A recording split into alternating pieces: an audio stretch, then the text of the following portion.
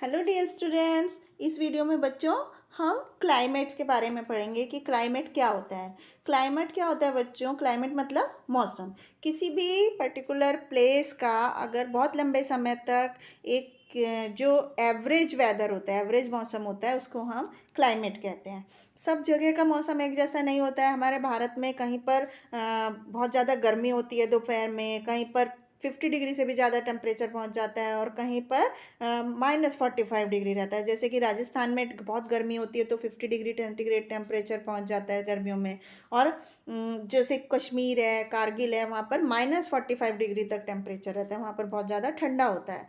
तो इस तरह से हमारे देश के अलग अलग हिस्सों में टेम्परेचर क्लाइमेट वेरी करता है। बहुत सारे कारणों की वजह से जो क्लाइमेट होता है वो अलग अलग होता है। तो अब हम इन फैक्टर्स के बारे में पढ़ेंगे, किन किन वजह से ये जो मौसम है अलग अलग जगह का अलग अलग होता है।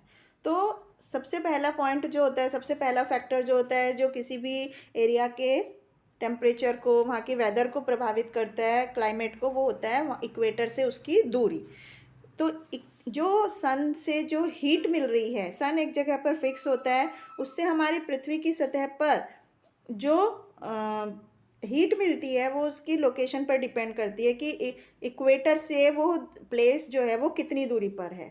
तो जैसे जैसे इक्वेटर पर सबसे ज़्यादा सूरज की किरणें पड़ती हैं, इक्वेटर सबसे ज़्यादा गर्म होता है और इक्वेटर के आसपास का एरिया। और जैसे जैसे हम पोल्स की तरफ जाते जाते हैं, नॉर्थ पोल या साउथ पोल की तरफ, तो सूरज की किरणें जो हैं उन एरियाज़ पर तिरछी पड़ती हैं और वो वहाँ पर ज़्यादा गर्म नहीं होते हैं, वो एरिया ठंडे रहते हैं, पोल्स के आसपास के एरिया।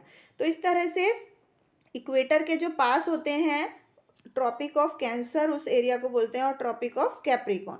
तो ट्रॉपिक ऑफ नॉर्थ पोल की तरफ ट्रॉपिक ऑफ कैंसर और साउथ पोल की तरफ ट्रॉपिक ऑफ कैप्रिकॉन। तो इन दोनों एरिया के बीच में सन की सीधी किरणें पड़ती हैं और ये जो इसके बीच में जो प्लेसेस आते हैं उसको वो गर्म होते हैं, तो इसको हम हॉट टॉरिड जोन बोलते हैं।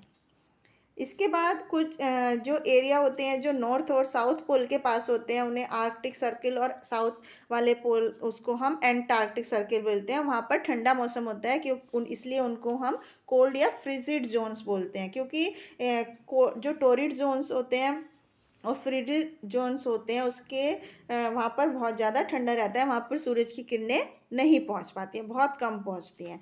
तो इस तरह से, और जो टोरिड जोन और फ्रिजिड जोन के बीच का जो एरिया होता है वो बहुत ज़्यादा ना तो गर्म होता है ना बहुत ज़्यादा ठंडा होता है, इसलिए उसको हम टेम्परेट जोन बोलते हैं। आर्कटिक सर्किल और आर्कटिक सर्किल और ट्रॉपिक ऑफ कैंसर ये नॉर्दर्न हेमिस्फेयर में होते हैं और एंटार्कटिक सर्किल और ट्रॉपिक ऑफ कैप्रिकॉन ये सदर्न हेमिस्फेयर में होते हैं। इसलिए जो जगह इक्वेटर के पास गर्म क्लाइमेट वाली एरिया में होती है, वहाँ का जो डिस्टेंस होता है वो कम होता है इक्वेटर से, वहाँ पर गर्मी ज़्यादा होती है। और जो जितना दूर जाते जाएंगे इक्वेटर से पोल्स की तरफ, उतना वहाँ का क्लाइमेट ठंडा होता जाएगा। तो इस तरह से ये बहुत ही इंपॉर्टेंट फैक्टर होता है कि इक्वेटर से किसी प्लेस की कितनी दूरी है, उस हिसाब से वहाँ का क्लाइमेट होता है। दूसरा फैक्टर होता है ऑल्टीट्यूड या हाइट, मतलब समुद्र के लेवल से किसी उस जगह की हाइट कितनी है, उस पर भी वहाँ का क्लाइमेट डिपेंड करता है। जैसे आपने देखा होगा पहाड़ों के जब पहाड़ों पर हम जाते हैं, ऊंचाई पर जाते हैं, वहाँ का समुद्र से लेवल से उसकी हाइट बहुत ज़्यादा होती है, तो वहाँ पर ठंडा टेम्परेचर होता है। और अगर हम निचली हाइट में प्लेन्स में रहते हैं तो वहाँ पर गर्म होता है, जबकि इक्वेटर से उसकी दूरी बराबर होती है।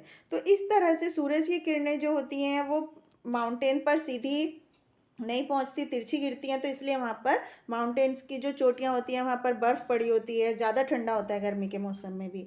तो इसलिए जितना ज़्यादा ऑल्टीट्यूड होगा उतना लो टेम्परेचर होगा किसी भी प्लेस का, और जितना हाइट कम होगी किसी प्लेस की समुद्र तल से, उतना वहाँ का टेम्परेचर गर्म होगा, क्लाइमेट गर्म होगा। तीसरा फैक्टर होता है डिस्टेंस फ्रॉम द सी।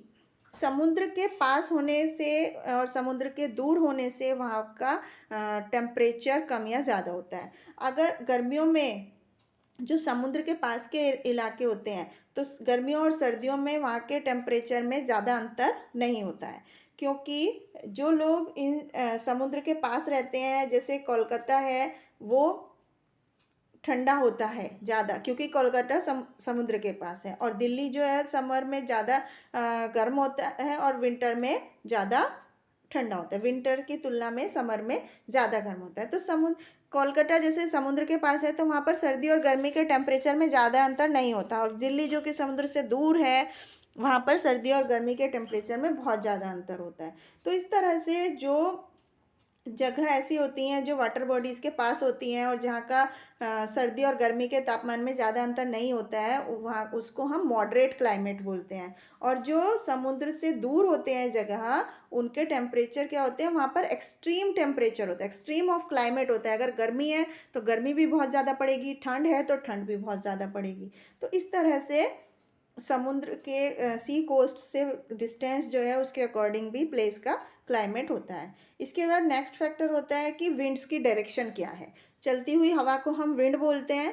तो अब बच्चों आपने देखा होगा कि किसी जगह पर अगर गर्म हवा बह रही है तो वहाँ का टेम्परेचर गर्म, वो जगह गर्म लगेगी, और अगर कहीं ठंडी जगह है तो वहाँ पर ठंडी हवाएं बहती हैं। तो इस तरह से हॉट या कूल हवा से भी उस एरिया का टेम्परेचर कम गर्म या ठंडा रहता है।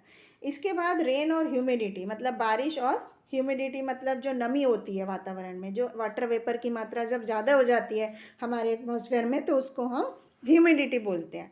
तो रेनफॉल एक दूसरा ऐसा इंपॉर्टेंट फैक्टर है जिससे किसी जगह का क्लाइमेट डिसाइड होता है। जो समुद्र के पास के इलाके होते हैं वहाँ पर क्या होता है, समुद्र से गर्म हवा ऊपर उठती है वाटर वेपर बन के, और वहीं पर बादल बनते हैं ठंडे होने पर वाटर वेपर के, और फिर वो वहीं पर ही वो इतने भारी हो जाते हैं ठंडे होने पर कि वहीं पर वो बारिश कर देते हैं। तो इस तरह से जो समुद्र पास के इलाके होते हैं हवा में मॉइस्चर वहाँ की बहुत ज़्यादा होता है जिसे कि हम ह्यूमिडिटी बोलते हैं।